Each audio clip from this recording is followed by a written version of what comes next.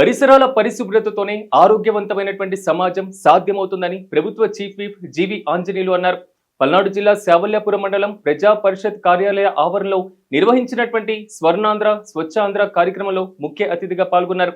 రాష్ట్రాన్ని పరిశుభ్రంగా తీర్చిదిద్దే లక్ష్యంతో ప్రభుత్వం ఈ కార్యక్రమాన్ని ప్రతిష్టాత్మకంగా తీసుకుందని ప్రభుత్వ చీఫ్ విప్ తెలిపారు.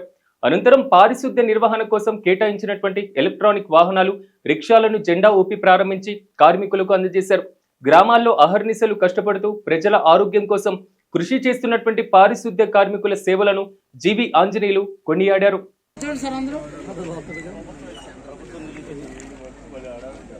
కొంచెం వెనుకోండి సార్, టైల్ కనిపించేటట్టు కొంచెం వెనుకోండి.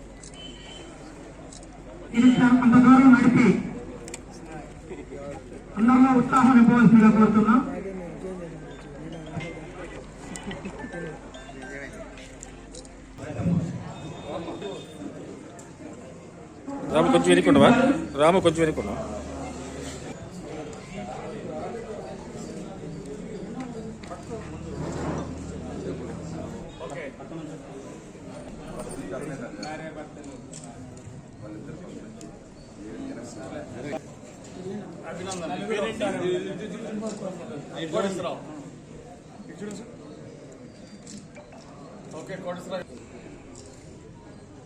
అందరూ గట్టిగా చప్పట్లు కొట్టి అభినందించండి.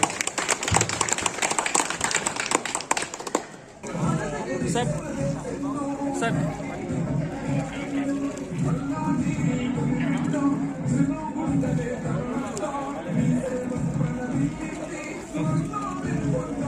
పరిశుభ్రంతో ఆరోగ్యకరమైనటువంటి సమాజం, స్వచ్ఛాంధ్ర సాధించాలనే లక్ష్యంతో ఈరోజు మన ఎన్డీఏ కూటమి ప్రభుత్వం ముందుకెళ్తా ఉంది. ఆంధ్రప్రదేశ్లో ఈరోజు ఆంధ్రప్రదేశ్ రాష్ట్రం అంతా స్వచ్ఛాంధ్ర కార్యక్రమాన్ని విజయవంతంగా ముందుకు తీసుకెళ్తా ఉంది.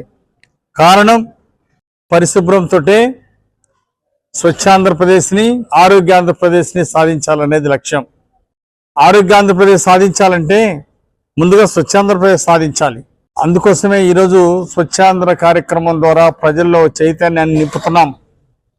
ముఖ్యమంత్రి చంద్రబాబు గారు వచ్చినాక ఈ స్వచ్ఛాంధ్ర కార్యక్రమాన్ని విజయవంతం చేయడానికి అనేక చర్యలు చేపట్టడం ఎంతో అభినందనీయం. దీనిలో భాగంగా వినుకొండ నియోజకవర్గాన్ని స్వచ్ఛ వినుకొండగా తీర్చిదిద్దడానికి ఈరోజు అధికారులు, ప్రజాప్రతినిధులు అహర్నిశలు శ్రమిస్తున్నారు. లక్ష్యాన్ని సాధిస్తాం.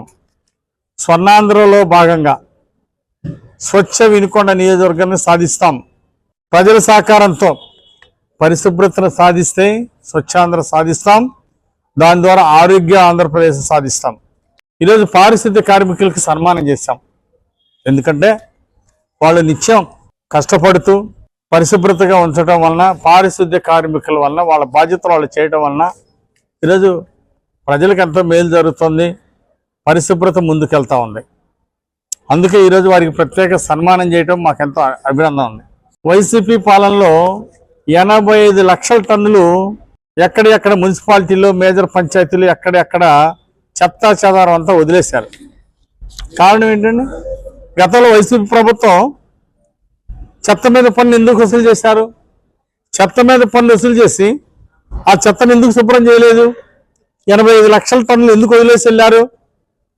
బాధ్యత లేదు.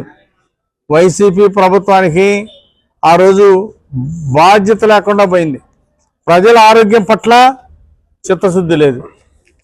చెత్త మీద పన్నేసి చెత్త కూడా క్లీన్ చేయకుండా ఉన్న ప్రభుత్వం చెత్త ప్రభుత్వంగా చరిత్రకెక్కింది.